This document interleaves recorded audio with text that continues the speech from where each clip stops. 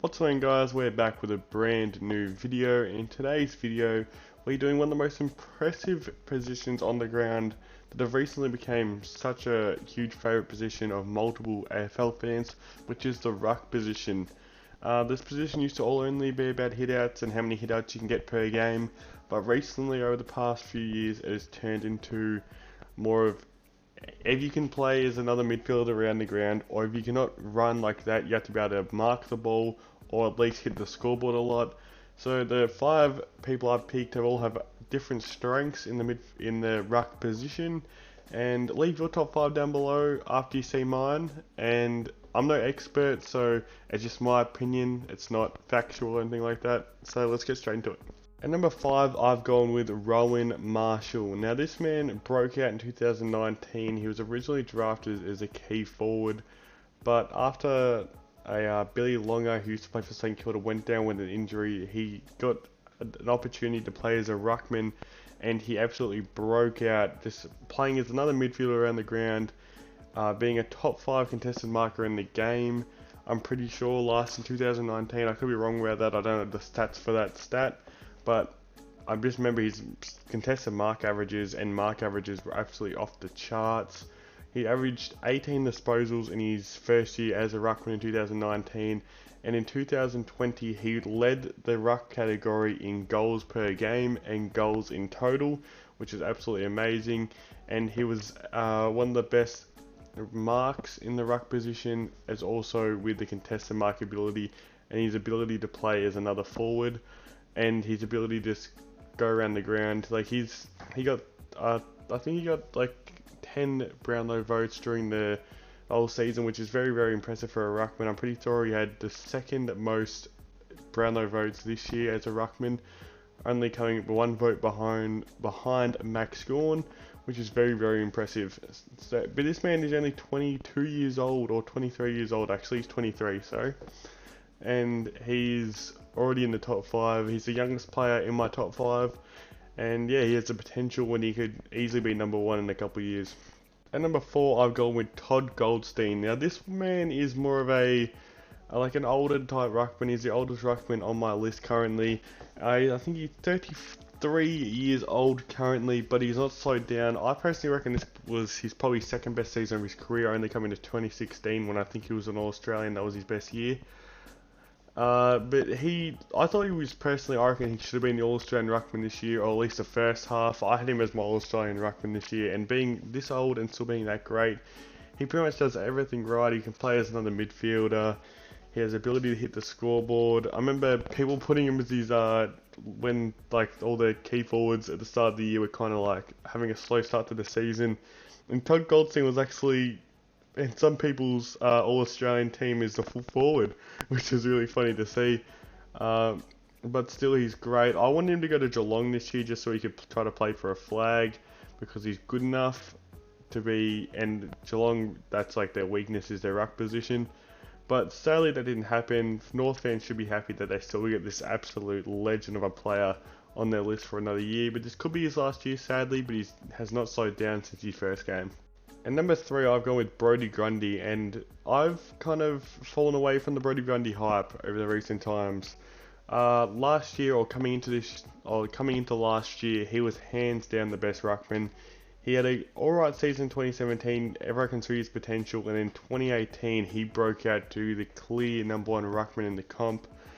He can do everything. His ability to hit the hitouts is absolutely great, but his main strength is his like agility, or like around the stoppage. He's just an absolute gun. He actually is another midfielder around the stoppage. There's a few ruckmen that try to do that, or some people like Western Bulldogs just throw stuff in and will just run Josh Dunkley in the ruck, which is pretty funny. But the Collingwood just had the flexibility to be able to play him, but he had a really poor season for what he usually should be putting out, or what he did put out in 2018 and 19. He's pretty much every stat was down, and even though it was shorter quarters, you can just see the way he was playing that he was just not up to it. And people might think that's because he just signed a 7-year, $7 million deal, and now that deal's not looking too great for Collingwood, because now it looks like that he's just sitting back and relaxing. But 2021 is Brody Grundy's year to prove that he's still the best ruckman in the comp, but I feel like he's just taken a step back.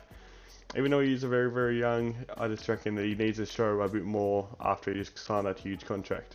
At number 2, I've gone with Max Gawn. Now this man is probably the best marking ruckman in the comp.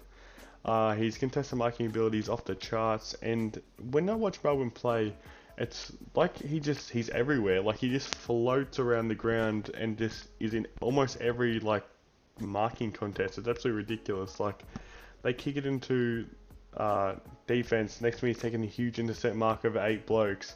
They kick it forward. Next minute he's taking a huge contested mark. He's just an absolute superstar, and his hit out ability is second to none. He's just an absolute great. You would love to be a Melbourne midfielder because this man just sends it down their throats, and he's the main reason why Christian Petrarca and Clayton Oliver get all their touches. And I'll talk about Jack Viney. Like Max Gawn makes these blokes look so much better than they actually are, even though they are all superstars. But he's just almost trying to give Christian Petrarca a Brownlow medal. At number 1, I've gone with Nick Naitanui. And this man is another guy like Brody Grundy that plays like another midfielder around the ground, except I've never seen, personally in my time ever watching an AFL game, I've never seen someone be able to control the footy like this man does. His hit out ability, I reckon, is almost the best ever in the AFL. If you watch any West Coast game, they literally the only reason the West Coast winning games was because of Nick Naitanui. Like the only way that West Coast could score goals this year, it was through the centre stoppages, because this man was literally giving it to him on a platter, like a literal platter that he was getting fed to. He was making Tim Kelly look like Lee Matthews. Like even though Tim Kelly's a superstar, he's no Lee Matthews. His ability, I think he's the number 1 tackling. Actually, I know that he definitely is the number 1 tackling ruckman in the AFL.